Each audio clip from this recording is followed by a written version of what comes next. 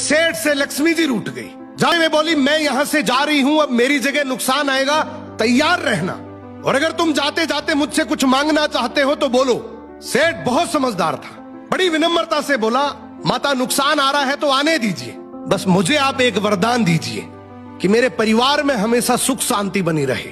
लक्ष्मी जी मुस्कुराई, तथास्तु कहा और वहां से चली गई।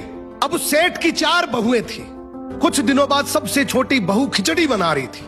उसने खिचड़ी में नमक डाला और अपने काम में व्यस्त हो गई।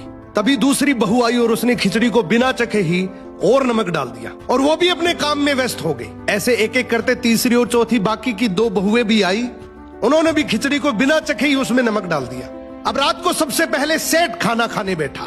जैसे ही उसने खिचड़ी का एक चम्मच लिया, उसे महसूस हो गया कि इसमें बहुत ज्यादा नमक है, और सेठ जी तुरंत समझ गए कि नुकसान आ चुका है। किसी से कुछ नहीं कहा, चुपचाप खिचड़ी खाई और चला गया।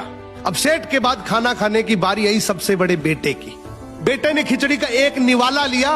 उसने परिवार वालों से पूछा, पिताजी ने खाना खा लिया? उन्होंने कुछ कहा? तो बाकी सबने जवाब दिया, हाँ पिताजी ने तो खाना खा लिया, लेकिन किसी से कुछ नहीं कहा।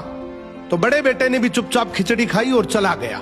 ऐसे ही करके परिवार के बाकी सारे सदस्य एक एक करके आए, अपने से पहले वालों के बारे में पूछा, कुछ नहीं कहा, चुपचाप खिचड़ी खाई और चले गए।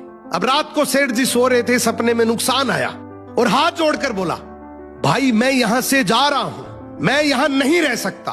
तो सेठ जी ने पूछा, क्यों, क्या हो गया? नुकसान बोला, तुम सबने मिलकर 1 किलो नमक खा लिया, पर मजाल है कोई किसी पर नहीं चिल्लाया, किसी ने गुस्सा नहीं किया, सब शांत रहे। अब जिस परिवार में इतनी सुख शांति हो, आपस में इतना प्यार हो, वहां पर मैं नहीं रह सकता।